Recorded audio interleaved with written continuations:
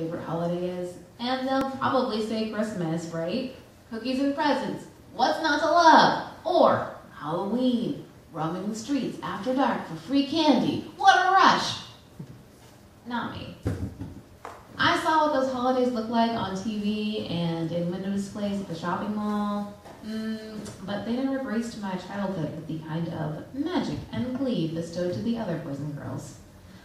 I am the only child of 2 Mexican parents who worked full-time to get their first college degrees in night school. And the holidays I loved most looked a little bit. The Felix family holiday season began on the last day of October with Tuna Casserole Day. Every October 31st, from the moment Mom got home from her job at the parole office, it was on.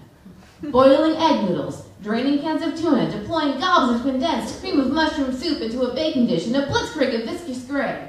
Ruffled potato chips were crushed to smithereens in a Ziploc bag, and salt and pepper was dispersed in a mad dash comparable to a Food Network cooking competition. The objective was simple but risky. Get this casserole in the oven before the sun went down and All Hallows Eve dispersed her ravenous armies upon our tiny cul-de-sac. On the other end of the county, my dad was stuck working the graveyard shift at a water treatment plant that required 24/7 observation. In order to have Thanksgiving and Christmas off, the trade-off was to clock in for Halloween. So, Mom and I were drafted into the duty of defending the homestead from costumed sugar zombies and their flask-sipping parents. The terms of my enlistment were as follows.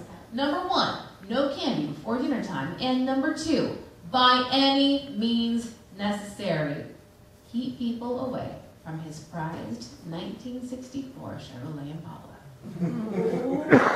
I served with pride. Once the oven door shut with our gooey tuna provisions within, we'd move out to secure the perimeter. A defensive shield was built from 2 uneven TV dinner trays. Mom and I would venture to the very end of the driveway, the very border of no man's land, and face the enemy head on, armed only with bags of fun-sized chocolate bars.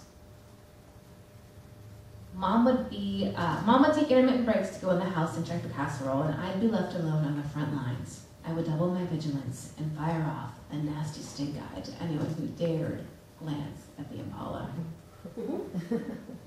I never did much trick-or-treating myself.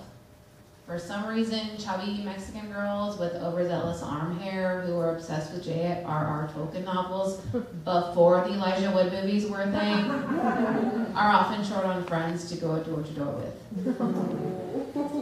The candy was overrated anyway. I mean, come on, there was a cornucopia of Twix and Reese's lining every gas station, convenience store, and grocery store check stand year-round. No. To me, the real Halloween treat was that piping hot slab of tuna casserole that Mom would parade to the curb just for me. My reward for successfully defending the homestead from another year's onslaught. It was the best this way, with the potato chip crumbles on top, still warm and crispy from the oven, and Mom sitting next to me. As the calendar flipped to November, the next holiday of high regard was not Thanksgiving. No, to me, this was always more of a hollow day than a holiday. There were no aunts and uncles to kiss hello, no cool teenage cousins to glean what puberty looked like, you know? No, not even a grandpa to yell at a football game with. I didn't get any of that. The occasion was far from formal. My family's typical Thanksgiving outfits consisted of our grungiest faded jeans and equally dilapidated t-shirts. And the smells I associated with Thanksgiving were not the warm, wafting aromas of a tantalizing turkey or a sweet sugary pie, no. I got the harsh chemical fumes of engine degreaser and wood varnish. My father took advantage of every long weekend to knock out big projects, like replacing sections of the back fence or changing transmission fluid in his truck. Mom would toss a bird in the oven, I'd catch an exhilarating 15 minutes of the Macy's Day Parade before we'd suit up to assist him. I counted the seconds until the real festivities could begin. One very anticlimactic turkey dinner later, I'd hop into bed and surrender my little child body to the tryptophan that would carry me into Black Friday. When my alarm went off at 4 a.m., it was on. In sweatpants and mittens, my mother would hold me close in a puffed coil of bodies that meandered around the Walmart, the JCPenney, the Kohl's, or whatever department store we had staked out for our once-a-year plunder. I felt like a cat burglar. Swiping doorbusters and darting between walkie-talkie sales associates and less sharp shoppers, thrilled to be an accomplice in Mom's heist. They'd never know what hit them. But my favorite part didn't happen until the score was complete. The moment I lived for was Black Friday breakfast.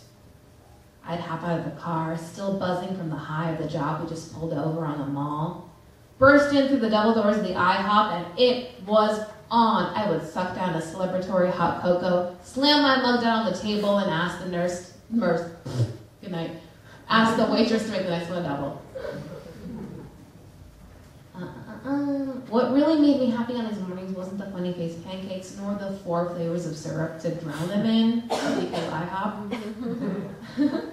It was the fact that Mom finally stopped. She wasn't preparing or prepping or preoccupied. She was just there in the moment with me, and we would talk. Experiencing a traditional holiday was never in the cards for me, nor my parents, as I found out when I was older. My mom always wanted a big family, but terrible complications with endometriosis took away any opportunity for her to have more children. It was a miracle that I ever implanted and came to term. You're looking at a miracle.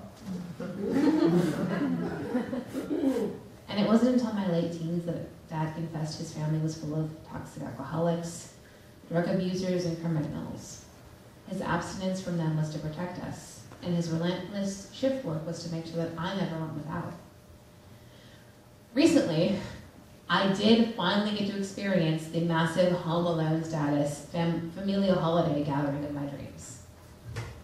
My boyfriend took me back to his parents' place in Western Pennsylvania, and hot Christ, talk about opposite end of the spectrum. 40 loud Italians stuffed inside a tiny 2-bedroom house, tighter than a Genoa salami shoved up a stogie. I had a panic attack. My boyfriend found me pacing in catatonic circles in his childhood bedroom. I was muttering the same 3 words to myself over and over again. Too many people. Too many people. Too many people. It is true what they say, that the grass is always greener on the other side. But that grass does not hold a fucking candle to tuna casserole. Amen.